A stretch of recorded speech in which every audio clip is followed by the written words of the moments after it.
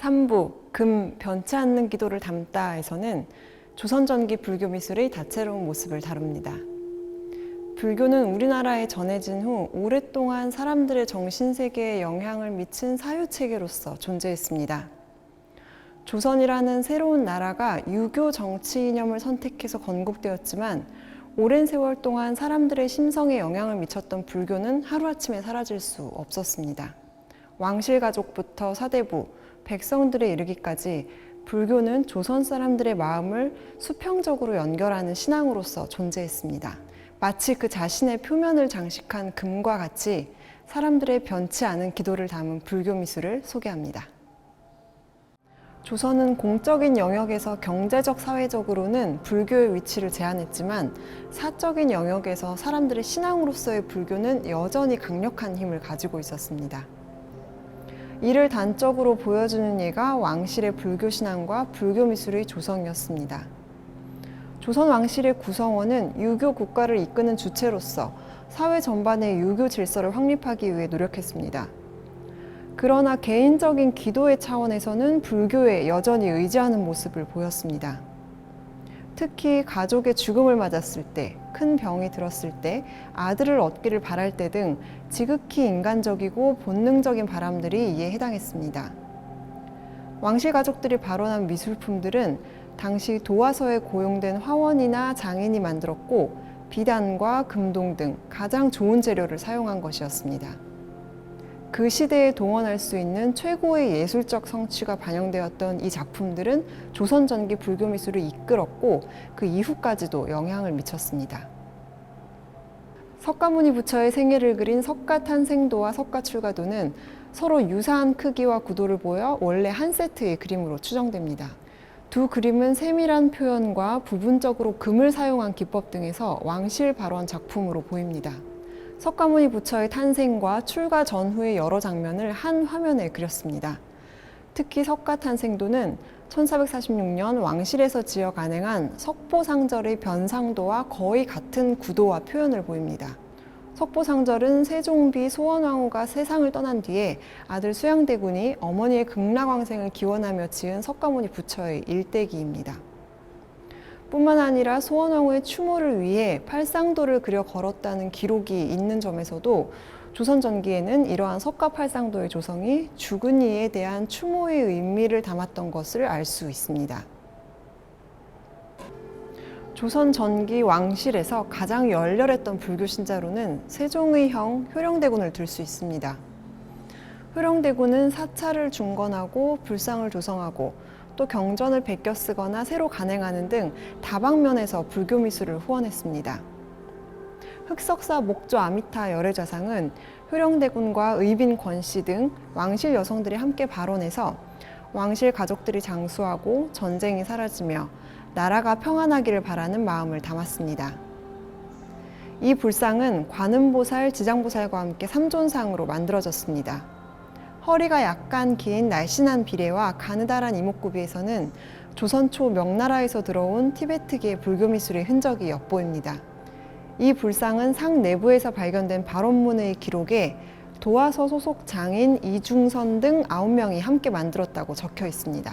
국가 소속 장인의 뛰어난 솜씨를 보여주면서 여러 명의 장인들이 분업하여 만들어낸 과정을 알 수 있는 귀중한 예입니다.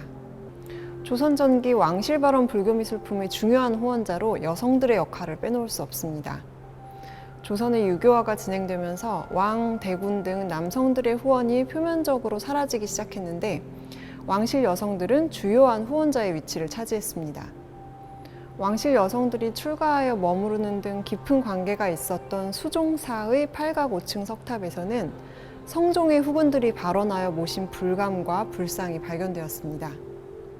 수경홍 씨를 비롯한 여성들은 태종의 후궁 명빈김 씨가 발원했던 석가불좌상을 수리하고 또 새로 불감과 불상을 만들어 함께 탑에 모셨습니다. 조선 초기에는 이처럼 불감과 불상을 탑이나 깊은 산의 바위 틈과 같이 신성한 장소에 모시는 신앙이 유행했습니다. 조선의 불교 사찰의 중심이 탑에서 전각으로 서서히 이동하면서 16세기 이후에는 이러한 신앙이 점차 사라지게 되었습니다. 탑에 불상을 모시는 것은 조선 초기까지만 나타나는 독특한 신앙 형태로서 주목됩니다. 불교 미술의 발전은 경전의 유포와 직접적인 관련이 있습니다. 불교 교리를 담은 경전의 제작과 유포를 통해 신앙이 발전하고 미술품 또한 활발히 제작되었기 때문입니다. 사경은 경전의 글자를 한자 한자 손으로 베껴 쓰는 것으로 단순히 똑같은 경전을 새로 만들기 위한 것뿐 아니라 부처의 말씀을 쓰면서 공덕을 쌓는 의미를 가졌습니다. 고려시대까지 성행했던 사경의 전통은 조선 초까지도 이어졌습니다. 경전의 내용을 요약한 그림인 변상도는 사경의 앞부분에 그려졌고 그 구성과 표현 요소들은 고려시대 사경의 전통을 이어받았습니다. 그러나 15세기 중반 이후 사경 기술자들의 명맥이 끊기고 인쇄 기술이 발달하면서 사경 제작은 내리막길을 걷게 되었습니다. 조선 초까지도 고려대장경의 존재감은 매우 컸던 것으로 보입니다. 조선시대에도 해인사 고려대장경판을 이용해서 여러 차례 대장경을 찍어내기도 했습니다. 또한 조선 초에는 일본 막부에서 보낸 사신들이 대장경을 내려달라고 요청하는 경우가 많았습니다. 불상과 불화, 승려, 진영 등과 함께 대장경을 요청하는 경우가 많아서 조선에서는 일본 막부와의 외교 관계를 부드럽게 하기 위해서 이러한 요청에 답하여 대장경을 내려주었습니다. 이러한 과정을 통해 일본에 전해진 대장경들 중에 1388년에 공민왕의 명복을 빌기 위해서 간행한 대장경이 오늘날까지 전해집니다. 일본 오타니 대학에 소장된 고려대장경은 거의 완전한 한질로 전해지며 권말에 이색이 쓴 발문이 붙어 있어서 고려 말의 귀족 염흥방이 조성한 대장경임을 알 수 있습니다.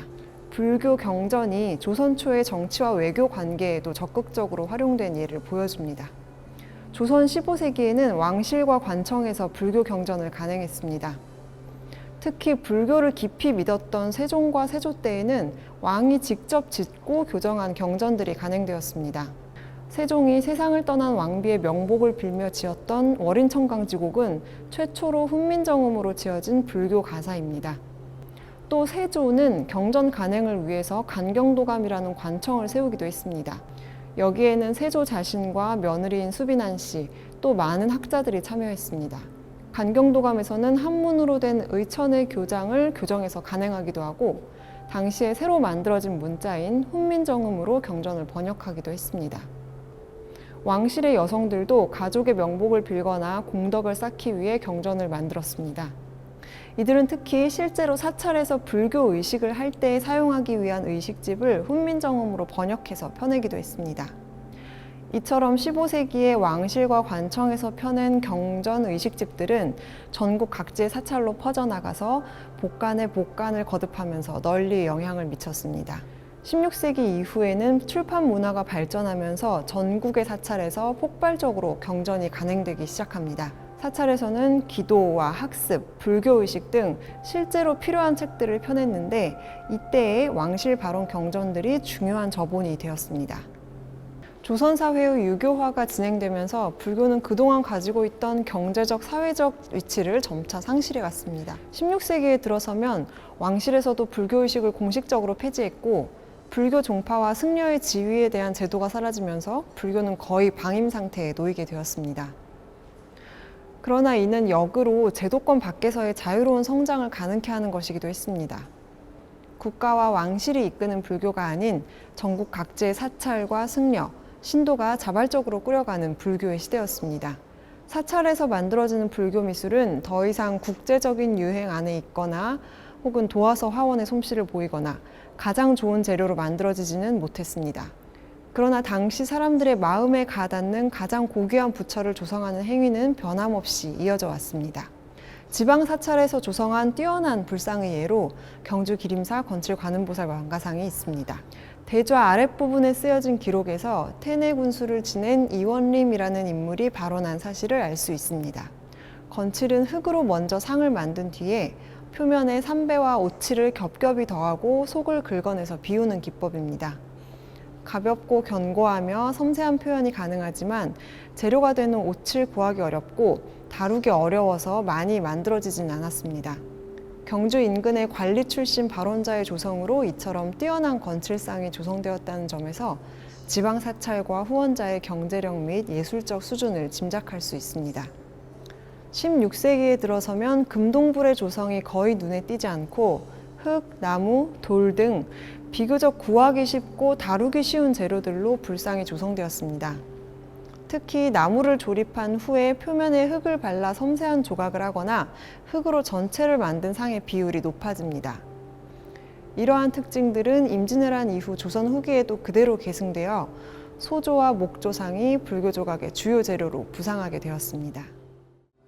16세기에 조성된 불교 회화의 중요한 예로 일본 스오고쿠 분지 지장시황도를 들 수 있습니다. 이 그림은 중앙에 앉은 지장보살을 중심으로 좌우에 5구씩의 시황을 배치했습니다. 삼배 바탕에 화사한 색으로 그려졌으며 세부 묘사가 뛰어난 그림입니다. 이 그림은 아래쪽 화기란에 1586년의 조성연대, 그리고 불교 의식인 예수제와 수륙제에 사용하기 위해 그렸다는 목적을 기록했습니다. 이 지장시황도 한 점의 그림으로 생전에 미리 죄를 씻는 의식인 예수제, 그리고 떠도는 넋을 위로하는 의식인 수륙제를 행하는 데 두루 활용했다는 점에서 일반 사찰에서 실제로 필요한 그림을 조성한 모습을 볼 수 있습니다. 특히 이 그림은 시주자의 이름과 시주 품목을 하나하나 적고 있는데, 이는 소수의 대시주자가 있었던 불사가 아니라 여러 사람들이 힘을 모아 만든 작품이었다는 것을 보여줍니다. 또한 그림에 나타나는 시황이 서로 몸을 돌려 마주보거나 이야기를 나누고 있는 것처럼 생동감 있게 표현된 점에서도 16세기 불교 미술이 풍부하고 자유로운 제작 환경을 엿볼 수 있습니다. 조선 건국 직후에는 왕실과 민간에서 모두 불교 의식인 수륙제가 많이 행해졌습니다. 수륙제는 본래 떠도는 넋을 위로하는 의식이지만 왕실에서 돌아가신 선왕의 기일에 맞추어 지내는 의식으로 15세기 말까지 행해졌습니다.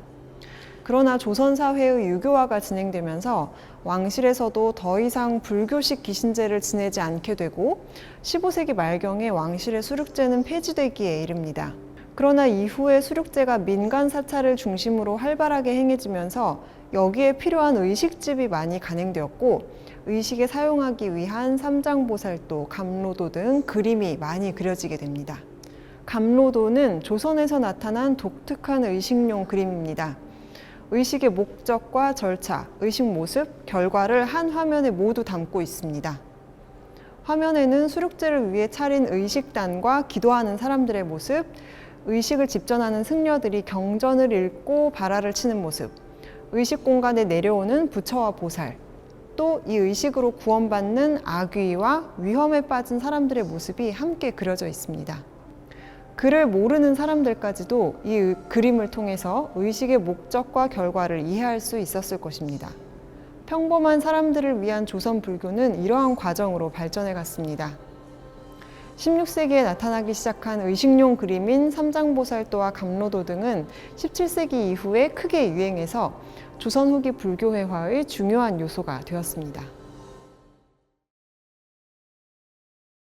지금까지 살펴보신 조선 전기는 새 나라가 시작된 활기와 문화적 성숙이 두드러진 시기였습니다.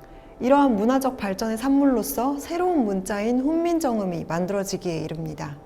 훈민정음은 당시까지 축적된 조선의 인문학적 지식과 역량, 시각문화에 대한 기능적 접근, 그리고 무엇보다 많은 백성을 위한 문자를 만들어 문치로서 세상을 다스리고자 하는 세종의 의지가 있었기에 가능했습니다. 특히 조선 전기에 만들어진 많은 문화적 창안 중에서도 훈민정음은 오늘날 우리에게 가장 많은 영향을 미치는 요소입니다. 전시의 마지막에서 훈민정음을 살펴보면서 이 조선 전기라는 시대가 나와 관계없는 먼 과거가 아니라 오늘날 우리의 삶에 바로 연결되어 있다는 사실을 느끼시길 바랍니다.